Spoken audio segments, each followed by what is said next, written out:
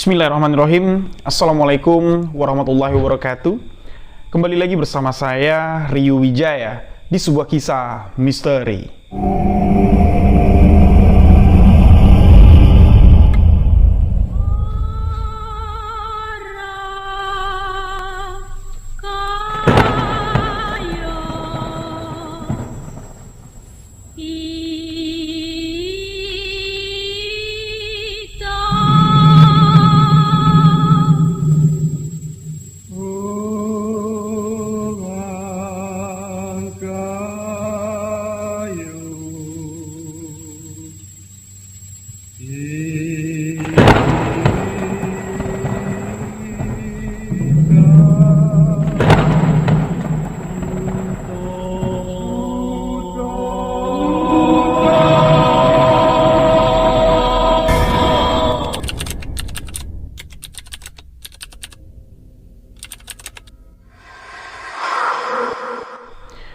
Terima kasih untuk sahabat yang telah mengklik video ini.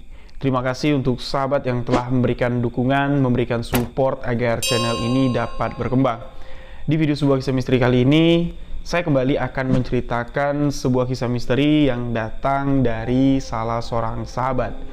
Nah, kebetulan kisah yang akan saya bawakan ini adalah beberapa kisah misteri kiriman sahabat yang memang mulanya saya hindari untuk saya ceritakan karena ada beberapa hal. Bukan masalah dari cerita kiriman yang saya dapat, enggak. Tapi saya memang kalau bisa jangan sampailah saya bawakan cerita-cerita seperti cerita kuntilanak.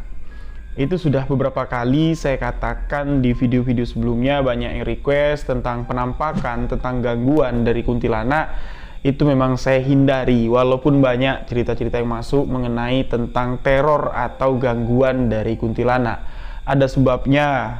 Dan yang kedua, cerita yang saya coba hindari untuk saya bawakan adalah peristiwa bundir. Karena selain efek dari cerita tersebut, misalnya setelah saya ceritakan seperti malam ini, saya ingin menceritakan kisah bundir yang memang saya hindari untuk saya bawakan. Itu setelah saya ceritakan, biasanya ada beberapa pengalaman yang saya alami pribadi setelah saya membawakan cerita tersebut. Bukan halu, bukan perasaan, tapi beberapa kali setelah saya bawakan cerita dengan tema bundir atau kejadian bundir, hal serupa kerap terjadi. Ada kesan baiknya, ada pula sisi negatif yang saya rasakan. Kesan baiknya adalah saya dapat merasakan apa yang dirasakan tokoh atau korban atau si pelaku bundir dalam kisah tersebut. Dan sisi buruknya atau efek negatifnya bagi saya, beberapa hari, biasanya itu 2-3 hari, saya akan merasa kalau di sekitar saya itu kayak ada yang memperhatikan. Terus juga kayak ada bisik-bisikan ya, yang seakan-akan ingin menyampaikan sesuatu tapi saya tolak karena ya jujur saya ndak tahu siapa yang bisikin dan saya ndak pernah mau cari tahu. Jadi saya putuskan beberapa cerita yang ada kaitannya dengan bundir atau diteror arwah yang meninggal karena bundir itu saya hindari. Tapi kisah aksi bundir yang akan saya ceritakan di video kali ini, kenapa saya angkat? Pertama, dengan cerita ini saya kembali mengenang satu peristiwa. Ketika saya masih duduk di kelas 2 SMA, saya memiliki sahabat, bukan sahabat dekat, ndak sahabat baik juga lah, tapi kenal, akrab lah, cukup akrab lah. Ini mengalami hal serupa dengan kejadian yang akan saya bawakan di video kali ini. Dan insya Allah saya akan menyampaikannya dengan sahabat.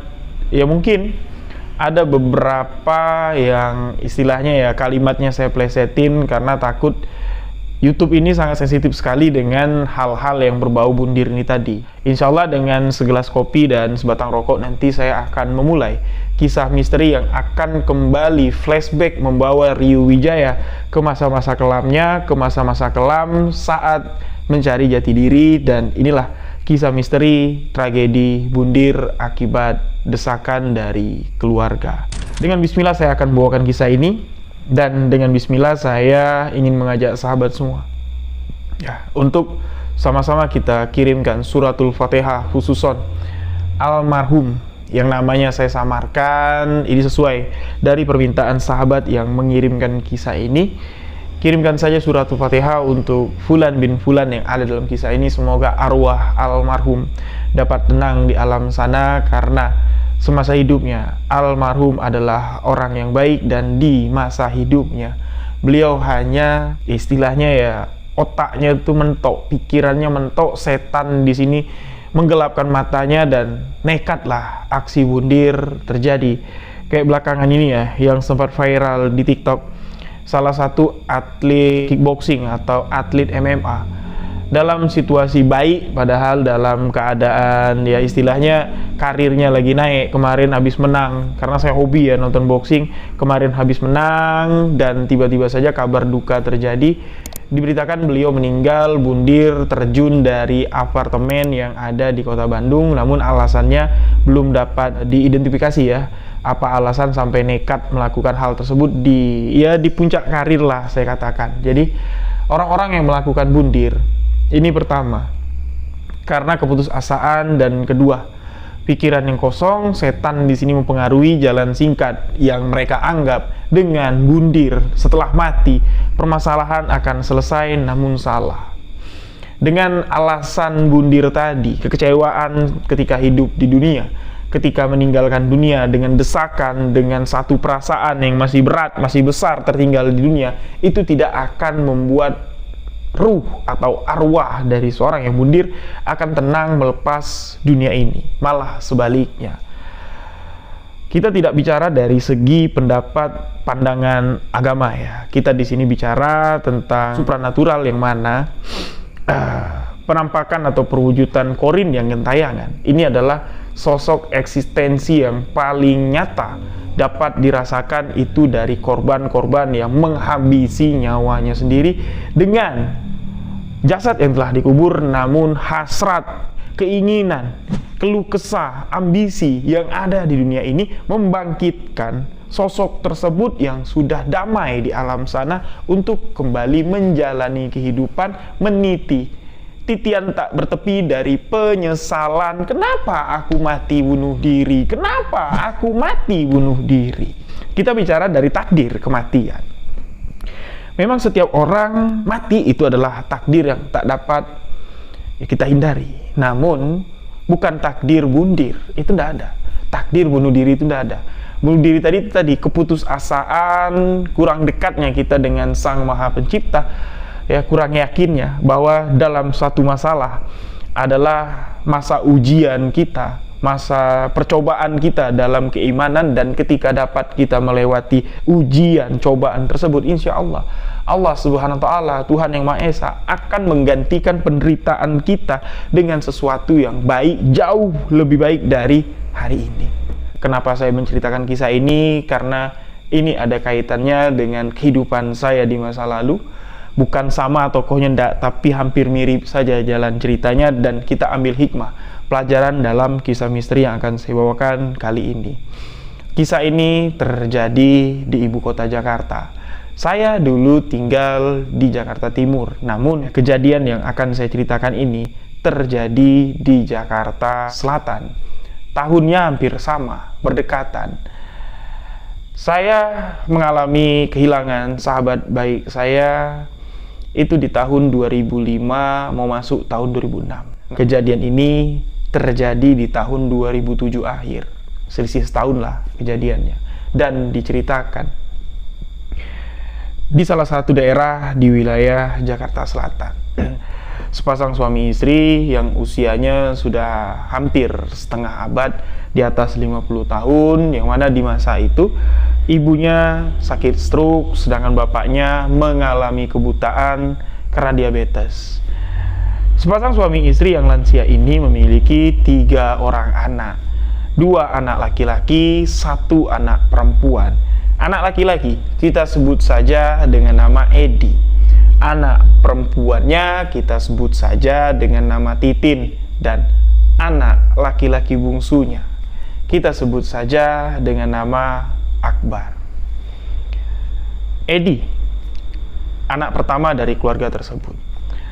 Di tahun itu sudah memiliki keluarga, namun masih tinggal bersama ibu bapaknya di rumah keluarga tersebut. Edi memiliki seorang anak di tahun itu, di tahun 2007 akhir. Anak Edi ini berusia 9 tahun. Sedangkan Titin, anak kedua dari keluarga ini, anak perempuan ya, anak perempuan satu-satunya. Di tahun 2007 ini sudah menikah, beliau sudah memiliki 2 orang anak, namun pernikahannya kandas di tengah jalan, berpisah dari sang suami. Awalnya si Titin ini tinggal ngontrak bersama suami. Ketika sudah bercerai, Titin membawa 2 orang anaknya pulang ke rumah kedua orang tuanya dengan status tanpa pekerjaan, tanpa penghasilan, dan anak ketiga, anak bungsu dari keluarga tersebut. Inilah tokoh utama dalam kisah ini yang bernama Akbar.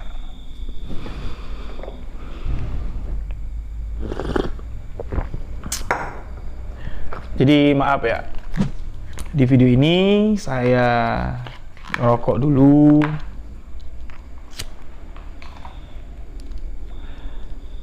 Baru kita lanjut ke ceritanya. Akbar di usianya pada saat itu masuk di usia 30 tahun.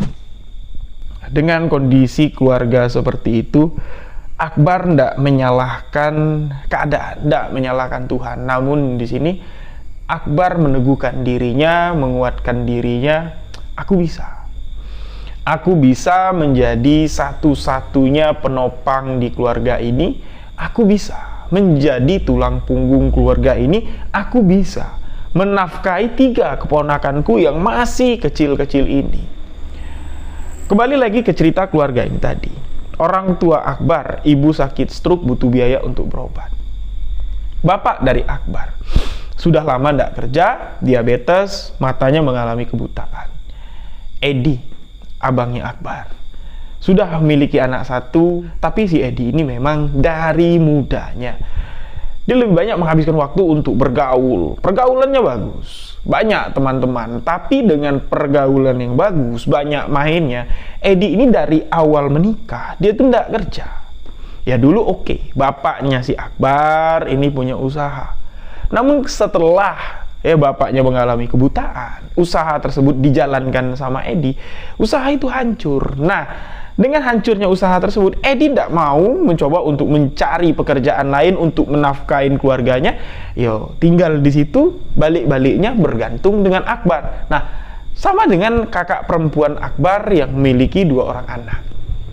Setelah cerai dengan suaminya, maaf, saya bukan mau ngomongin aib dari keluarga orang, enggak. Ini sebuah kisah yang saya dapat dan saya ceritakan sesuai dari apa yang tertulis.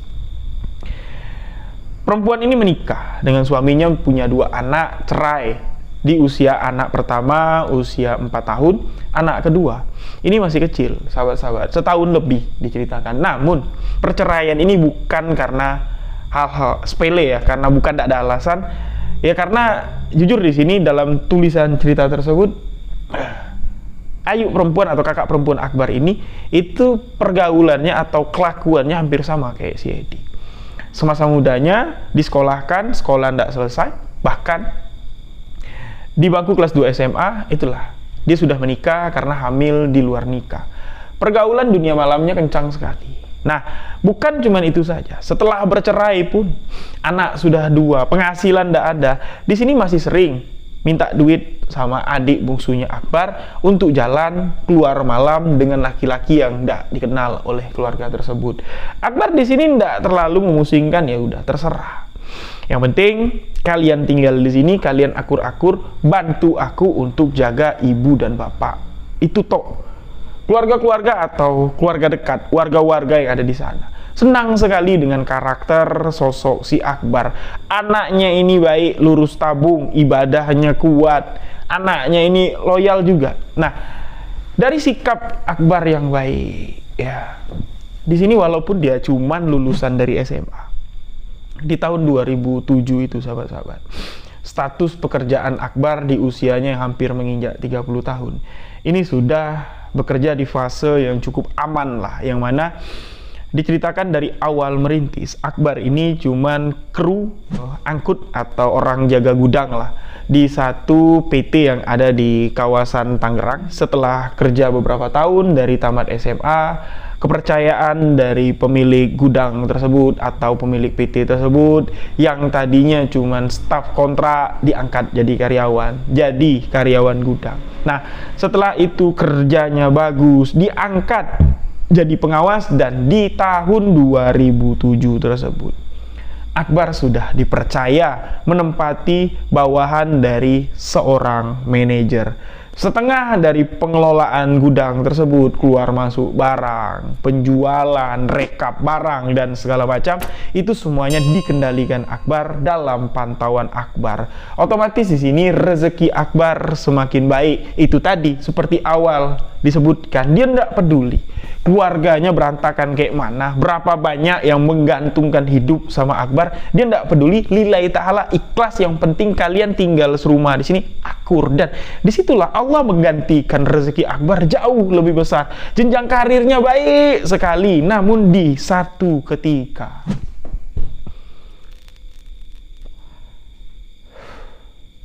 Allah memberi cobaan kepada Akbar, sesuai dengan pepatah yang mengatakan, semakin besar lautan yang kita arungi, semakin besar kapal yang kita bentangkan layarnya, nahkoda, tak patut untuk bergoyang kaki menikmati perjalanan di samudra lepas. Tantangan, gelombang, ombak, badai besar pasti akan ada menerpa kita di satu hari nanti. Dan di saat ombak besar, badai di tengah laut menghantam nahkoda, kapal yang dinahkodai Akbar, Akbar seakan-akan lupa pertolongan dari Yang Maha Kuasa. Akbar tidak mau cerita, Akbar tidak mau curhat dengan orang, semua dipendam oleh Akbar. Sampai di mana? Di satu titik keputusasaan, Akbar nekat menghabisi dirinya dengan menggantung lehernya dengan tali layang-layang. Dan kejadian ini sempat menghebohkan wilayah Jakarta Selatan di masanya.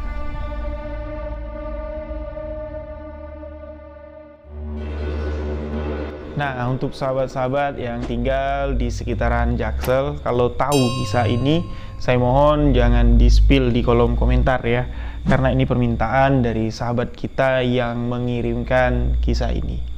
Lanjut, masuk ke setengah dari sisa perjalanan hidup Akbar.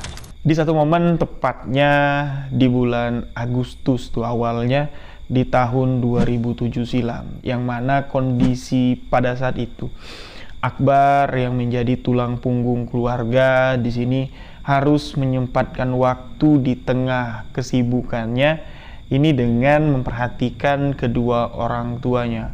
Maklum lah ya, anak bontot, dan kedua orang tua Akbar ini pun tahu pula sudah beberapa tahun belakangan ini Akbar lah yang menjadi tulang punggung keluarga. Kalau bapaknya, Bapak Akbar di sini ya, walaupun beliau tidak bisa melihat, sehari aja tahu dia Akbar tidak pulang, itu dia duduk lah dari sore di depan rumah, di teras rumah, sampai malam.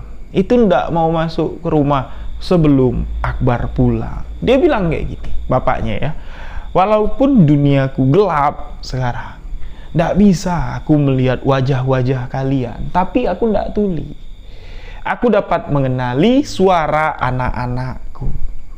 Dan walaupun duniaku gelap sekarang, aku tidak merasa sedih, karena sebercas sinar itu ada di kehidupanku dari anak bungsuku. Nah, apa yang diucapkan oleh bapaknya Akbar yang kita maknai lah kalau didengar sama abangnya si Akbar atau sama kakak perempuannya, ini pasti agak sedikit miris, agak sedikit menyinggung perasaan, karena bapaknya, saya ulang lagi ya, mengatakan walaupun duniaku gelap ya, walaupun duniaku gelap, aku masih memiliki seberkas sinar. setitik sinar dalam kehidupanku terpancar dari Akbar. Berarti menandakan ya kehidupan di keluarga tersebut ya ini berasal semua dari Akbar. Tapi dasar memang abangnya si Akbar ini orangnya cuek, masa bodoh lah bapak mau ngomong apa, apalagi kakak perempuannya, bodoh teing lah, masa bodoh lah, emang aku peduli. Tetap apa-apa minta sama Akbar. Kebutuhan anak-anaknya untuk sekolah, untuk jajan, kalau sakit tetap Akbar yang memenuhi. Dan si Akbar pun di sini tidak terlalu memperdulikan, yo ada duit, ambillah untuk jajan anak kalian. Dan tetap kebutuhan bulanan mulai dari listrik, mulai dari rumah tangga lah untuk makan sehari-hari itu semuanya dipenuhi oleh Akbar tanpa ada kekurangan sedikit pun. Bahkan keperluan dari istri abangnya si Akbar, beliau juga yang memenuhinya. Nah, jadi dengan kondisi seperti itu bapaknya Akbar ini tidak bisa kalau tidak ketemu sama Akbar sehari.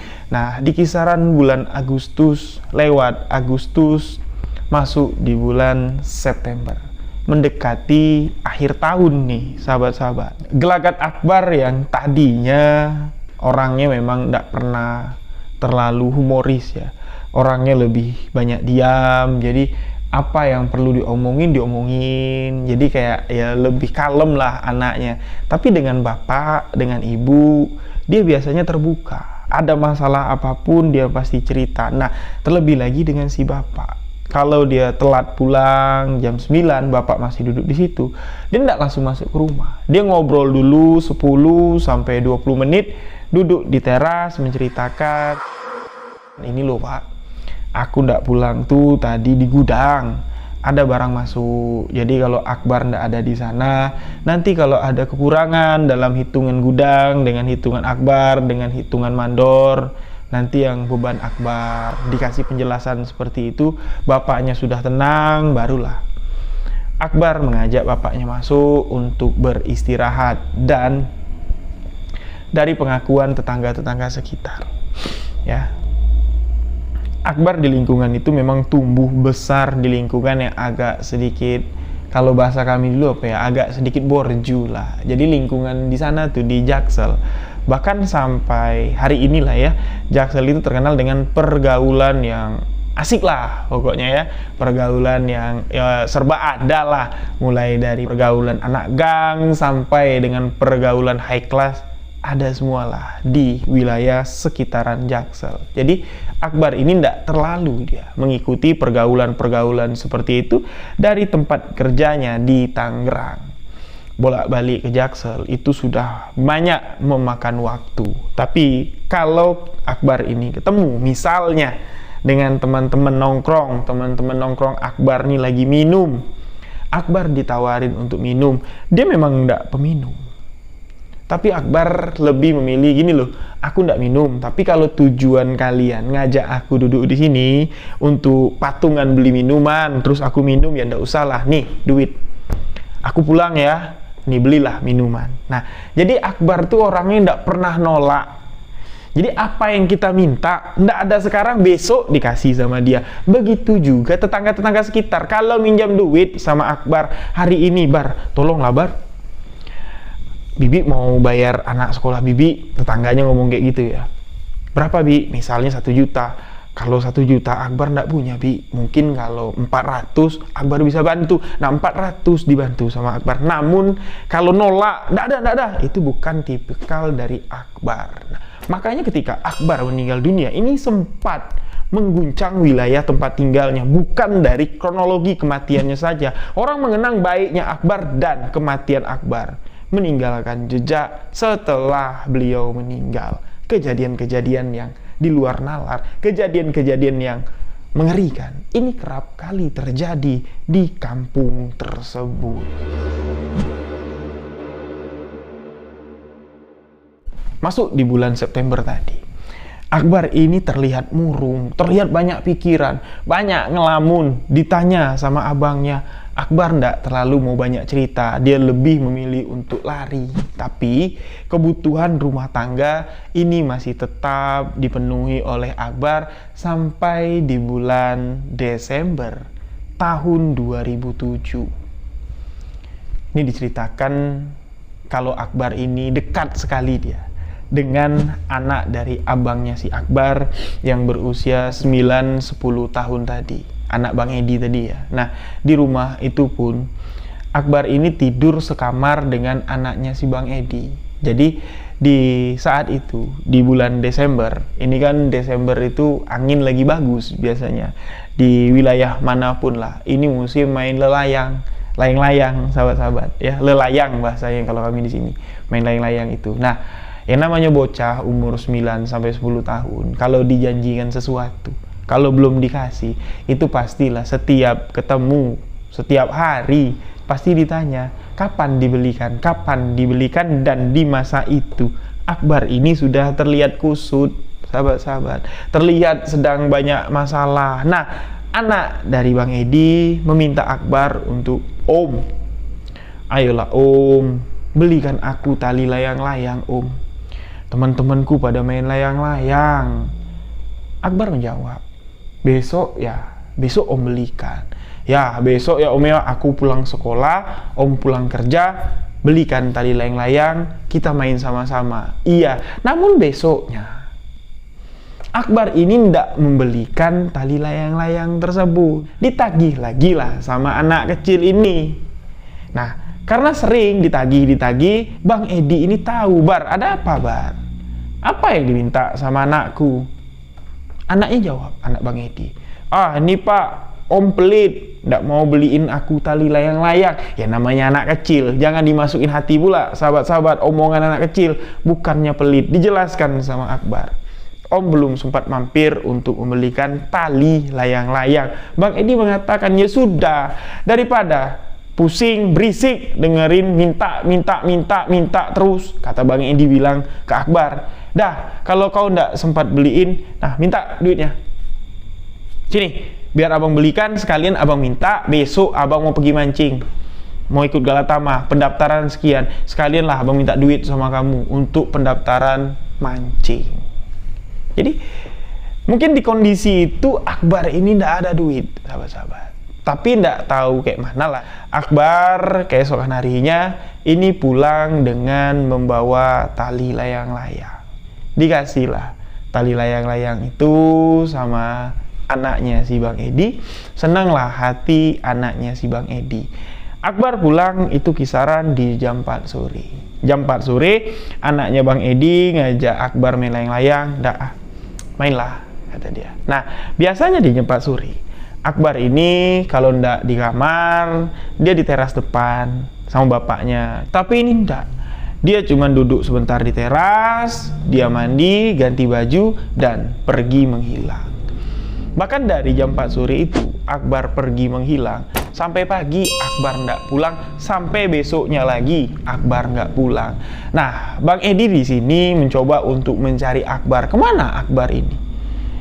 Kok nggak pulang-pulang, nggak ada kabar? Alasan Bang Edi mencari ini bukan tanpa sebab, karena ketika Akbar pergi menghilang di rumah itu ada beberapa orang yang datang mencari Akbar dengan satu permasalahan yang cukup berat, sahabat-sahabat. Jadi orang-orang itu datang dengan membawa tagihan. Katanya Akbar ini sudah nunggak pinjaman sekian dengan nominal yang cukup besar. Jadi hari itu juga Akbar harus membayar tagihan itu. Ya kalau ndak, apa yang ada di rumah itu harus segera dilunasi. Jadi Bang Edi mendengar itu shock lah, dia kaget, dia, kalian ngasal ya, kalian ya jangan asal ngomong. Bahkan Bang Edi sempat melakukan perlawanan karena tidak percaya kalau adiknya punya hutang. Sempat terjadi keributan yang memicu banyak perhatian dari tetangga-tetangga sekitar. Namun ya hutang yang ditagih sama rentenir-rentenir lah kita katakan ya, debt collector yang utusan rentenir ini, ya mereka tidak tahu menahu. Pokoknya Akbar harus ditemui, hutang harus dibayar. Kalau ndak, apa yang ada di rumah mau dibawa untuk menutupi hutang tersebut. Nah, jadi dengan itu Bang Edi ini emosi dan mencari Akbar di sekeliling kampung. Setiap teman-temannya Akbar ditanya, "Lihat Akbar nggak? Lihat Akbar nggak?" Sampai dimana di satu ketika Bang Edi ini ndak juga menemui Akbar. Akbar juga ndak pulang-pulang. Sudah 2 hari, Bang Edi pun mencari ke tempat Akbar kerja, dan di sanalah diketahui sebuah fakta yang mengejutkan kalau Akbar tak lagi bekerja di tempat tersebut. Bahkan Akbar dipecat dengan masalah yang cukup besar, harus membeban hutang dengan nominal yang cukup fantastik karena banyak sekali uang yang dikelola atau uang yang dititipkan. Misalnya uang untuk bayar ini, bayar eskavator atau bayar forklift ya, bayar upah operator forklift dan segala macam, itu dimakan sama Akbar, tidak dibayarkan, digunakan Akbar untuk hal pribadinya. Di sini Bang Edi sempat berpikir, anjay, dia bilang, diam-diam menghanyutkan anak ini. Jangan-jangan dia kepincut sama wanita malam, jangan-jangan dia main judi, atau di sini pikiran terburuk dari keluarga Akbar, narkoba. Tapi itu tidak dapat diketahui sahabat-sahabat kebenarannya karena Akbar ini belum muncul, belum balik-balik. Nah, dengan membawa kabar seperti itu, dilaporkanlah ke bapaknya. Ya, kumpullah keluarga semua, kakak perempuan. Bang Edi menceritakan ada ibu, ada bapak di sana. Kalau Akbar ini sudah bahaya sekali. Orang nagih ke rumah, nagih hutang. Di tempat dia kerja, dipecat gara-gara nyilep duit, dan itu juga jadi hutang, harus dibayar. Nah, pertanyaannya, kemana duit Akbar sebanyak itu? Siapa nih yang ngabisin duit Akbar? Apa dia main perempuan malam? Apa dia pakai narkoba atau kalah judi? Kakak perempuannya bilang, ya pastilah tuh main judi dan segala macam. Tapi satu-satunya orang yang tidak percaya kalau Akbar ini niku-niku hanyalah bapak Akbar. Beliau memiliki pendirian kalau tidak mungkin Akbar seperti yang kalian bicarakan. Tunggu ajalah Akbar pulang, kita dengar apa masalahnya. Nah, jadi mereka ini berembuk atau diskusi lah ya, membicarakan masalah Akbar ini siang. Sorenya Akbar pulang, dan begitu pulang Akbar ini sempat cekcok sama abangnya. Bahkan abangnya si Edi ini ya orangnya agak-agak saklek lah ya, preman lah dikatakan. Sempat beberapa kali melontarkan pukulan kepada Akbar dan mengatakan, ya bikin malu kamu dari mana saja, orang datang sini nagih hutang, tetangga-tetangga tahu kita banyak hutang, kemana duit kamu? Dan di kantor kamu kenapa? Kok kamu tidak cerita kalau kamu dipecat? Kemana duit kantor kamu makan? Nah, Akbar tidak menjawab, dia cuman mengatakan satu kata, mengatakan atau mengucapkan satu kalimat, Bang, itu bukan urusan abang. Cukuplah abang mendesak aku, cukuplah abang mencoba mengurusi diriku sendiri, yang mana selama ini hidup kalian, abang, kakak, aku yang menanggung, dan aku cuma mau bilang, hutangku sudah aku lunasi. Tidak bakal lagi ada satu orang pun yang datang menagih hutang bikin kalian malu. Selesai itu Akbar masuk kamar. Nah, anak kecil, anaknya si Bang Edi, ya tadi saya bilang, anak kecil ini kan tidak tahu hal, tidak tahu orang berantem, bapaknya dengan omnya berantem, larilah ngejar si Akbar sore itu, ngajak Akbar buat main layangan. Ayolah om, talinya sudah om beliin, ayo kita main, janji om kan mau main sama aku. Akbar ndak jawab apa-apa. Anaknya si Edi keluar dari kamar, Akbar terlihat tiduran ya di kamar, dan hari pun berlalu. Nah, posisinya kamar itu ditempati Akbar dengan anaknya Bang Edi. Subuh-subuh, pagi lah ya, itu istrinya Bang Edi pasti membangunkan anaknya untuk sekolah. Ketika istri dari Bang Edi membangunkan anaknya untuk sekolah, membuka kamar yang ditempati Akbar dengan anaknya si Bang Edi ini tadi, begitu pintu kamar dibuka, istri Bang Edi berteriak, "Tolong! Tolong!" Apa yang dia lihat? Akbar sudah menggantung di kamarnya dengan leher yang terikat tali layangan.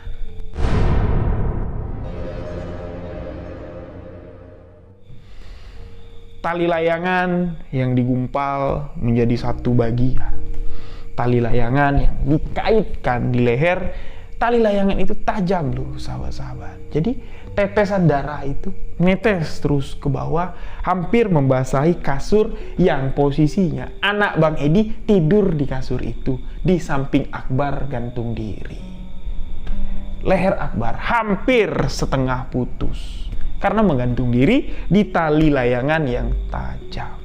Di pagi itu, keluarga dari Akbar sangat terkejut dengan apa yang telah terjadi.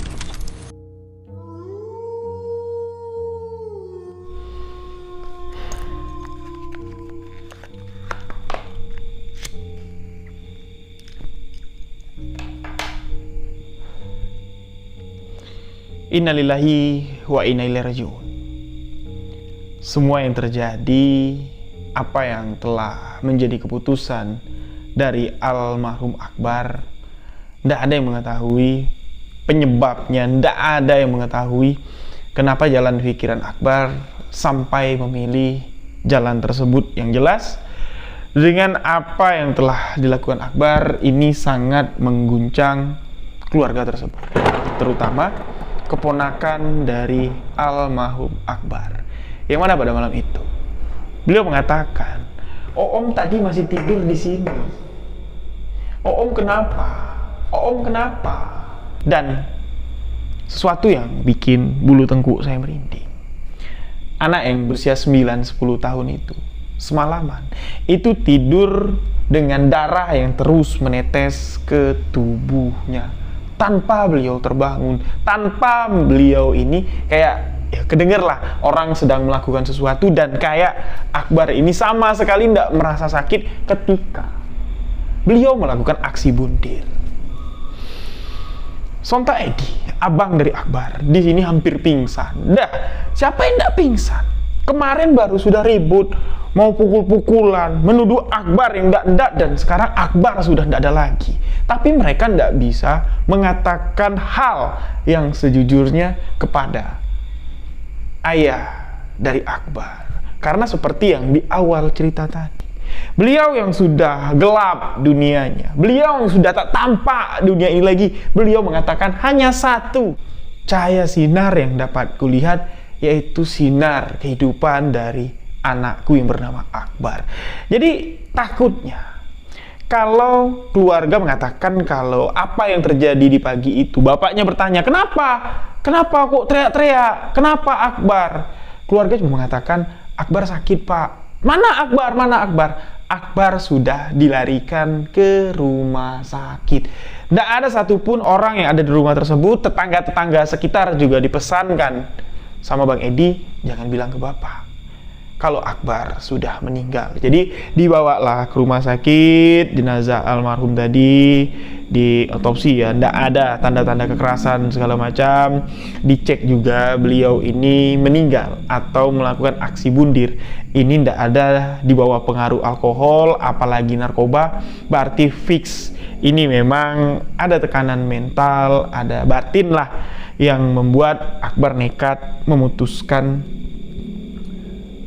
mengakhiri hidupnya dengan aksi bundir tersebut. Jadi leher dari Akbar ini hampir setengah putus, itu dijahit.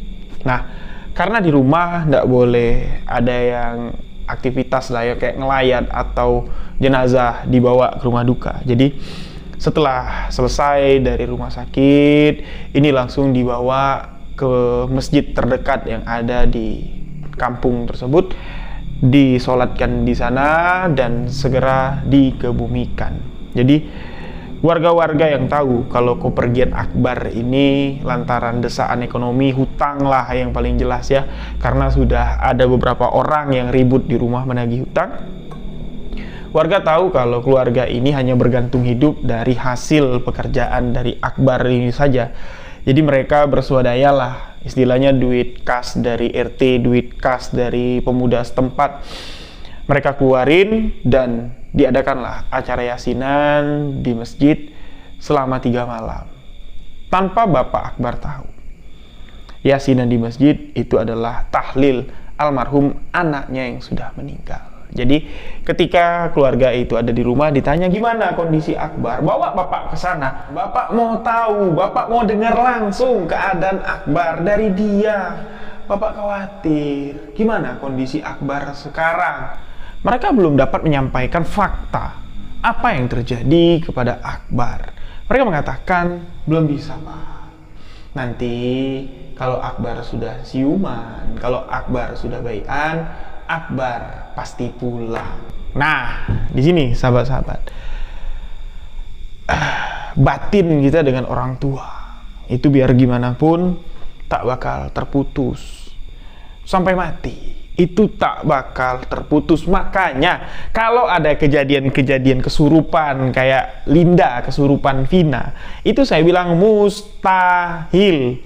Karena tidak ada hubungan apa-apa. Karena apa ya? Saudara bukan, kandung bukan, atau bukan apa-apa. Jadi ikatan batin itulah yang bisa membawa sesuatu yang tak mungkin bisa terjadi dengan menyampaikan pesan-pesan.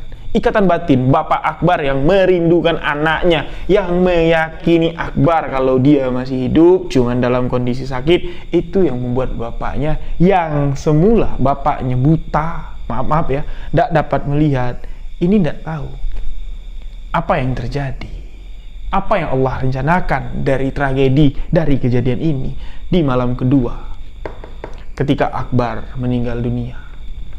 Seluruh anggota keluarga, terkecuali ibu dengan bapaknya Akbar, semuanya pergi yasinan, tahlilan Akbar di masjid dekat rumah mereka.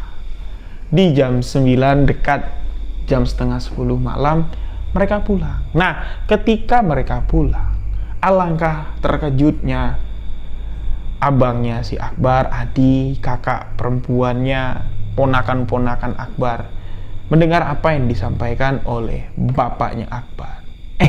Kalian dari mana? Kok kalian biarin Akbar pulang sendirian dari rumah sakit?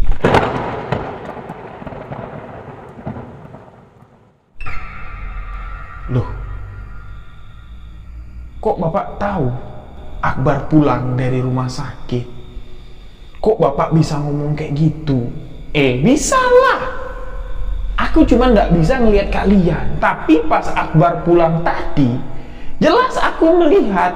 Aku sedang duduk kok di teras habis maghrib tadi. Aku duduk di teras, aku melihat Akbar pulang. Jelas aku bisa ngelihat Akbar pulang. Dia nyium tanganku, tapi ku ajak duduk di sini cerita-cerita, nanya kabarnya. Dia bilang dia capek, dia mau tidur, dia mau masuk ke kamarnya. Shh, kalian jangan berisik.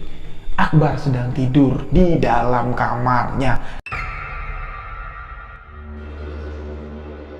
Nah, mendengar itu, abangnya Akbar, Adi, itu merinding, kakak perempuannya merinding, dan di rumah tersebut di malam kedua ketika Akbar meninggal dunia, kejadian yang cukup mencekam dan menakutkan terjadi. Dari kejadian Akbar bundir, kamar itu kosong. Ponakan Akbar, anaknya Bang Adi, ini tidur bersama bapaknya. Nah, ketika mendengar kalau Akbar ada di kamar, keponakannya ini tadi berlari langsung menuju kamar, dan ketika membuka kamar, dia berteriak, "Pak, Oom pulang, Pak. Oom lagi tidur." Nah, apa yang dilihat anak kecil ini sesuai dengan apa yang diucapkan bapaknya Akbar, maaf, yang buta ini tadi, yang mengatakan Akbar pulang, dia minta izin tidur di kamarnya. Begitu pintu kamar dibuka, bocah 9 tahun mengatakan Oom pulang, Oom sedang tidur. Tapi ketika Bang Adi dengan kakak perempuan Akbar mendekat ke kamar tersebut, mereka tidak melihat ada Akbar tidur di atas tempat tidur yang notabene kasurnya itu bekas tetesan darah. Kasurnya itu kasur tempat Akbar sebelum meninggal. Nah, mereka tidak melihat ada sosok Akbar, tapi cuman mendengar suara kayak orang ngorok. Nah, suara kayak orang ngorok itu digambarkan kayak suara sapi disembelih, kayak itu jelas terdengar, dan seketika bau anyir, bau amis tercium jelas. Nah, entah apa yang terjadi pada malam itu, yang jelas kejadian itu membuat seisi rumah takut, dan barulah di malam itu Bang Andi seakan-akan tidak dapat lagi menyembunyikan kalau Akbar ini bukan sakit, tapi Akbar ini meninggal dunia. Bapaknya pelan-pelan dibilangin, "Pak, maaf Pak, kami ini tadi itu bukan baru pulang dari rumah sakit." "Jadi dari mana?" "Kami barusan tadi ini itu dari masjid, tahlil, yasinan." Ada acara apa di masjid?" "Tahlilan almarhum Akbar." Kamu sembarangan ngomong. Apa maksud kamu? Akbar tidur di dalam kok ditahlilin, diyasinin. Tidak boleh sembarangan. Adik kamu baru sembuh, masa dibilang almarhum?" "Pak, maaf, kami sudah membohongi Bapak. Kejadian pagi itu, kejadian Akbar gantung diri." Nah, mendengar itu, si bapak yang tak kuasa menerima kenyataan, beliau pun pingsan. Heboh lagi lah kampung itu, ramai warga berdatangan, dan di momen itu pula lah ketika orang ramai datang mau gotong bapaknya Akbar ini, mau dibawa ke rumah sakit karena pingsan. Salah satu tetangga sebelah rumah Akbar ini melihat di tengah-tengah orang yang ramai itu berdiri sosok laki-laki yang persis sekali dengan wajah almarhum Akbar, sembari menangis menatap orang-orang yang gotong bapaknya tadi. Nah, orang yang melihat Akbar, orang yang melihat sosok yang mirip dengan Akbar menangis, ini teriak dan pingsan lagi. 2 orang pingsan pada malam itu. Lantas di sini, tidak sampai di situ saja. Dengan chaosnya kejadian di rumah itu, ya, beberapa warga yang berpikir, ini tidak wajar lagi nih. Situasi ini tidak wajar lagi. Mereka lebih memilih untuk meninggalkan tempat itu. Beberapa orang saja yang tinggal di sana, yang tadinya niatan mau bawa bapaknya Akbar ke rumah sakit, ini tidak jadi karena ada satu yang pingsan lagi. Ujung-ujungnya Pak Ustadz lah. Pak Ustadz dipanggil untuk menetralisir energi yang ada di rumah tersebut, dan Pak Ustadz mengatakan, "Wallahu a'lam bishawab." Entah apa yang ingin disampaikan oleh almarhum, entah apa yang ingin beliau sampaikan dengan apa yang terjadi ini. Jadi tidak usah kalian takut, tidak usah kalian bebani pikiran kalian dengan ini gentayangan nih, ini ngantu nih, ini ngasau nih. Tidak usah bebanin seperti itu. Doakan saja beliau yang baik, perginya saja dengan jalan tidak baik, insya Allah di sana almarhum akan tenang atas apa yang telah kita kirimkan seperti doa dan Fatihah. Nah, di sini satu momen lagi nih, sahabat-sahabat.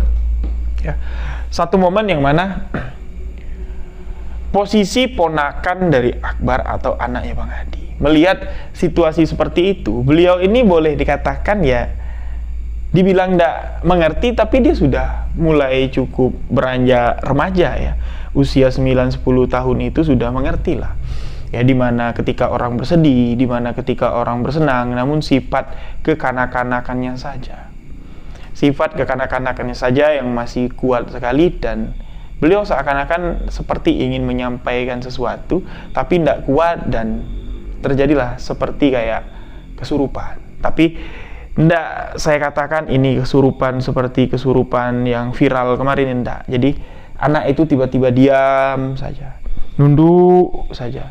Sedangkan ya hiruk pikuk di situ orang banyak yang panik ya mendengar apa yang diberikan penjelasan sama Pak Ustadz, tapi anak ini nunduk aja, dipegang bagian tubuhnya dingin, terutama bagian kuping. Nah, disitulah ya istilahnya kayak mediumisasi lah. Anak ini sudah ketempelan tapi belum pure kesurupan. Pak Ustadz menanyakan apa yang ingin disampaikan, cuman satu. Sosok itu berpesan atau menyampaikan, jangan salahkan aku atas kematianku, dan jangan salahkan diri kalian atas kepergianku. Tidak tahu maknanya, itu sahabat-sahabat boleh tuliskan di komentar apa makna dari ucapan yang disampaikan oleh Qorin atau arwah dari almarhum yang menitipkan pesan tersebut kepada ponakannya dalam keadaan setengah kesurupan tadi. Jadi intinya seperti ini, kepergian dia ini itu bukan salah kalian dan bukan juga salah dirinya. Itu yang menjadi misteri sampai hari ini. Namun ketakutan warga ini tidak sampai di situ saja, sahabat-sahabat, dan apa yang dilihat oleh bapaknya Akbar itu tidak sampai di situ saja. Walaupun beliau mengatakan, ya aku nih buta, cuma dapat melihat seberkas sinar atau setitik cahaya terang dari kehidupan anakku Akbar, dan itu terbukti. Setelah Akbar meninggal, setelah beliau ini tahu Akbar meninggal dunia, di setiap mendekati waktu Isya atau di kisaran jam 7 naik di jam setengah 8 malam, beliau selalu berkata, siapkan pakaian adikmu, siapkan air mandi untuk adikmu, adikmu mau pulang, adikmu sudah datang. Seakan-akan dia tuh melihat sosok Akbar itu pulang ke rumah, mau mandi seperti rutinitas ketika beliau masih hidup. Dan apa yang dikatakan oleh bapaknya Akbar ketika dia bilang, siapkan pakaian adikmu, ini boleh percaya boleh enggak. Kalau enggak disiapin, pintu lemari itu kayak kebuka sendiri. Dan setelah bunyi dari pintu lemari, bisa diperhatikan kalau air keran di kamar mandi itu tiba-tiba menyala sendiri, seakan-akan ada yang mau mandi. Entah apa yang dilihat oleh orang tua tersebut, tapi dia mengatakan nyata anakku masih hidup walaupun cuma dalam pandangan kebutaanku saja. Wallahu a'lam bishawab. Allah memperlihatkan kuasanya. Kerinduan si buta atas kehadiran anaknya diwujudkan dari kebutaannya. Wallahu a'lam, apakah yang dilihat itu hanyalah ilusi atau hanya kerinduan belaka, tapi dengan bukti kejadian-kejadian misteri seperti suara pintu lemari dan keran di kamar mandi, persis seperti yang dikatakan oleh si bapak. Adikmu mau mandi, siapkan pakaiannya. Adikmu mau mandi, siapkan air kamar mandinya. Kalau tidak disiapin, itu terjadi. Nah, bukan di situ saja, sahabat-sahabat. Setiap orang yang merasa kehilangan Akbar dapat dipastikan pada masa itu bertemu dengan sosok almarhum Akbar. Beliau datang bukan untuk nakut-nakutin, hendak. Di tongkrongan, mereka tengah membicarakan Akbar. Ih, gue nggak nyangka ya, kok Akbar nekat kayak gitu. Atau Akbar nih sedang putus cinta atau apa. Ya mereka sedang ya ngomongin lah almarhum yang sudah meninggal. Itu tiba-tiba saja di belakang kayak, innalillahi, kayak Akbar tuh muncul. Duduk aja dia. Kayak duduk kayak gitu. Nah, itu terjadi sampai 40 hari setelah beliau meninggal dunia. Dan tidak sampai 40 hari beliau meninggal dunia, bapak dari Akbar pun menyusul kepergian anak terkasih. Bapak Akbar meninggal dunia di hari ke-27 setelah Akbar meninggal dunia. Mungkin ya beliau tidak bisa menerima kenyataan, jadi dari depresi seorang yang mengidap diabetes tinggi, pikirannya tidak karuan, dan akhirnya ya penyakit itulah yang menjadi takdir kematian dari almarhum bapaknya Akbar. Nah, teror dirasakan warga kampung itu sekitar 40 hari setelah kepergian Akbar. Namun selepas itu masih banyak juga orang yang melihat sosok pemuda dengan ciri khas berjalan persis seperti gaya berjalan Akbar, dengan berdirinya ya menunduk dengan badan bungkuk, dan selalu tangannya itu dimasukkan ke kantong depan dengan berjalan sembari menunduk. Itu sering terlihat di tengah malam melintasi gang-gang yang ada di wilayah Jakarta Selatan dekat dengan pemukiman Akbar atau wilayah-wilayah yang sering dilalui Akbar untuk beraktivitas. Bahkan ada satu kisah tukang ojek yang mengantarkan sesosok pemuda di tengah jalan. Pemuda itu menghilang dan dipercaya kalau itu adalah sosok perwujudan Akbar yang masih ada di dunia ini.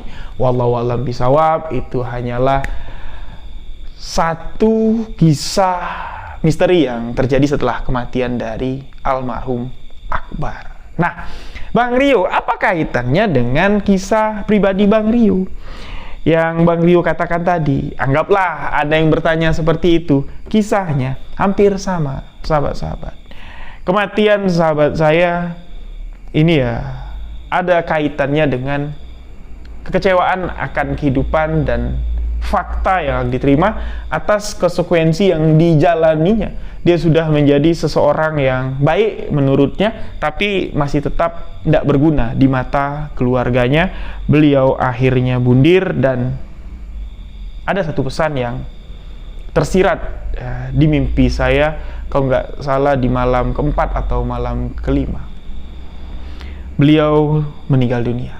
Jadi saya kan dulu hobi main gitar, jadi sering pinjam-pinjaman gitar. Jadi gitar saya kan gitar akustik, tapi bukan senar nilon, senar yang biasa. Nah, beliau ini punya gitar akustik, tapi senarnya senar nilon. Jadi saya pengen belajar main akustik pakai senar nilon, jadi kami bertukaran pada saat itu. Nah, ketika gitar itu di saya kisaran 2 minggu, beliau nggak minta, tapi ya saya niat balikin, tapi belum jadi-jadi balikinnya sampai di mana beliau meninggal dunia. Nah, kalau tidak salah di malam keempat atau di malam kelima beliau meninggal dunia. Orang rumah saya, ibu, adik, kakak saya yang perempuan tidak tahu kalau beliau ini meninggal dunia. Jadi malam-malam itu gitar dia itu ngejreng sendiri loh sahabat, treng, treng, treng, treng. Dan paginya ibu saya mengatakan, ngapain sih tengah malam kayak gitu main gitar, tahu nggak orang mau tidur. Saya kaget loh, saya aja semalam nggak pulang. Saya bilang dalam hati ya, kok siapa yang main gitar. Nah, jadi setelah kejadian itu, malam besoknya saya tidur di rumah, gitar itu saya taruh dalam kamar. Ya itulah, saya mimpi kayak mimpi lah jatuhnya. Dia nyuruh saya untuk ngambil gitar saya, dan gitarnya dia ini ya ambillah gitu. Nah, rawatlah, mainkanlah gitar itu. Tanpa dia ada ngomong apa-apa, tapi dengan wajah yang ya senyuman itu senyuman penuh dengan duka, senyuman itu senyuman penuh dengan luka. Kejadiannya sama, bundir dengan gantung diri. Cuman saja kalau Akbar bundir dengan benang layangan gantung dirinya, tapi kalau teman saya ini dengan seutas tali. Jadi memang beberapa kisah yang masuk tentang bundir ini banyak, mulai dari teror kronologi bundir yang kayak Akbar ini tadi, sampai kayak orang ngontrak ya di rumah, itu rumahnya bekas orang bundir. Memang beberapa ndak saya ACC karena ya males saya efeknya, atau setelah saya ceritain itu yang saya males. Nah, jadi mungkin sahabat-sahabat penasaran, kok Bang Rio tahu jelas kisah yang diceritakan Bang Rio barusan? Nih ngarang, nih ngibul nih. Masa iya ada cerita selengkap itu? Siapa Bang Rio narasumbernya? Kok nggak disebutin? Kejadian ini terjadi di tahun 2007 silam. Yang mana ada satu tokoh tadi yang saya sebutkan di tahun itu. Beliau ini berusia 9 tahun dan dekat sekali dengan almarhum Akbar. Dan ketika Akbar meninggal dunia pun tubuhnya ditetesi darah Akbar, beliau sama sekali tidak sadar. Jadi di tahun 2007 beliau berusia 9 tahun, sekarang tahun 2024. Sudah 17 tahun waktu berlalu, 17 tambah 9 berarti 26. Kira-kira siapa yang mengirimkan kisah ini yang sekarang berusia 26 tahun? Tulis di komentar siapa yang tepat, nanti akan saya pin komentarnya. Dan semoga kisah ini menjadi inspirasi untuk kita semua. Bukan inspirasi untuk bundir ya, amit-amit. Inspirasi, motivasi kita untuk bisa seperti almarhum Akbar. Seberat apa ya Allah menitipkan beban kehidupan, beban keluarga untuk kita. Berusahalah untuk tetap tersenyum, jangan menganggap beban ini adalah beban, tapi anggaplah itu sebuah tanggung jawab. Ingat kalimat yang disampaikan almarhum ke tubuh keponakannya di saat ditanya oleh Pak Ustadz, kenapa kau kembali? Dia hanya mengatakan, jangan salahkan aku atas kematianku, dan jangan salahkan diri kalian atas kepergianku. Jadikan kisah ini sebagai tambahan untuk menjadi pelajaran hidup kita ke depan. Mohon maaf jika ada salah kata, salah penyampaian dalam kisah ini. Untuk sahabat bisa follow akun Instagram pribadi saya di Ryu.by91, ikutin TikTok Sebuah Kisah Misteri Official. Link semuanya sudah saya siapkan di box deskripsi.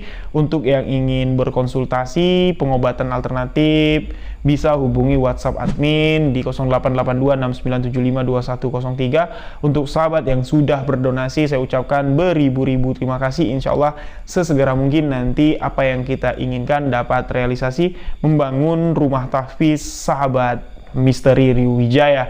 Saya mohon doa support dari sahabat semua. Jika ada salah kata dalam penyampaian kisah ini, saya minta maaf. Dan kisah ini merupakan sebuah kisah nyata dari sahabat misteri kita. Siapa dia? Ikuti alur cerita ini, sahabat akan tahu siapa dia. Dan ada satu penyesalan dari sahabat misteri yang tidak saya sebutin biar sahabat tebak sendiri. Kenapa aku meminta barang itu kepada pamanku? Kenapa aku meminta itu dan apa yang ku minta itu menjadi alat untuk kepergiannya? Demikian sebuah kisah misteri kali ini. Saya Ryu Wijaya undur diri. Wabillahi taufiq wal hidayah. Wassalamualaikum warahmatullahi wabarakatuh. Salam sebuah kisah misteri.